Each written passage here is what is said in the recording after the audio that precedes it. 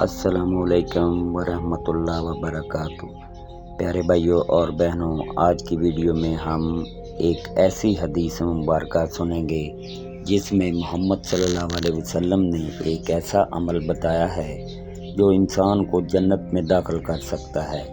سوچیں، اگر آپ کو آج پتہ چل جائے کہ ایک ایسا عمل ہے جو آپ کی زندگی بدل دے اور آپ کو جنت تک پہنچا دے، تو کیا آپ وہ عمل کرنا چاہیں گے؟ ویڈیو کو آخر تک ضرور دیکھیں، کیونکہ آخر میں آپ کو ایک آسان عملی طریقہ بھی بتاؤں گا۔ حدیث مبارکہ، یہ حدیث صحیح بخاری اور صحیح مسلم میں روایت ہوئی ہے۔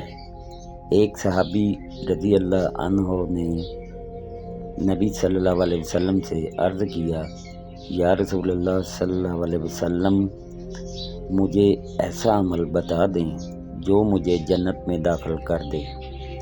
آپ صلی اللہ علیہ وسلم نے فرمایا، اللہ کی عبادت کرو، اس کے ساتھ کسی کو شریک نہ ٹھہراؤ، نماز قائم کرو، زکوٰۃ ادا کرو اور رشتہ داروں سے حسن سلوک کرو۔ صحیح بخاری۔ یہ الفاظ مختصر ہیں مگر ان میں پوری زندگی کا خلاصہ موجود ہے۔ پہلا عمل، صرف اللہ کی عبادت۔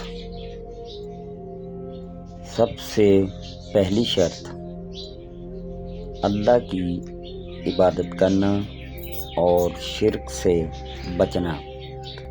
یہی وہ پیغام ہے جو تمام انبیاء نے دیا۔ قرآن پاک میں اللہ فرماتے ہیں، بے شک اللہ شرک کو معاف نہیں کرتا۔ اگر انسان کا عقیدہ درست ہو جائے تو اس کی زندگی خود بخود درست ہو جاتی ہے۔ دوسرا عمل، نماز قائم کرنا۔ نماز صرف پڑھنے کا نام نہیں، نماز قائم کرنے کا حکم ہے۔ محمد صلی اللہ علیہ وسلم نے فرمایا، نماز دین کا ستون ہے۔ جو شخص اپنی نماز کی حفاظت کرتا ہے، اللہ اس کی حفاظت فرماتا ہے۔ کیا ہم 5 وقت کی نماز وقت پر ادا کرتے ہیں؟ اگر نہیں تو آج ہی نیت کریں۔ تیسرا عمل، زکوٰۃ ادا کرنا۔ زکوٰۃ مال کو کم نہیں کرتی بلکہ بڑھاتی ہے۔ یہ غریبوں کا حق ہے۔ اگر اللہ نے ہمیں مال دیا ہے تو اس میں دوسروں کا حصہ بھی ہے۔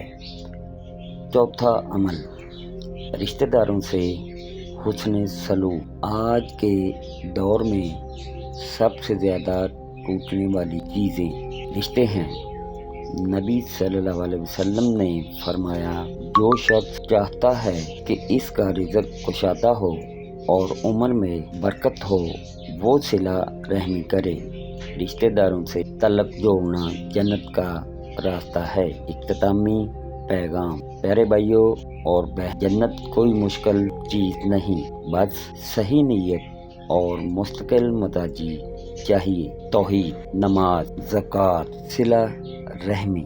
اگر ہم آج سے یہ 4 کام شروع کر دیں تو انشاءاللہ جنت ہمارا مقدر ہو سکتی ہے۔ اگر ویڈیو پسند آئے تو لائک کریں، شیئر کریں اور چینل کو سبسکرائب کریں۔ اللہ ہمیں عمل کی توفیق عطا فرمائے، آمین۔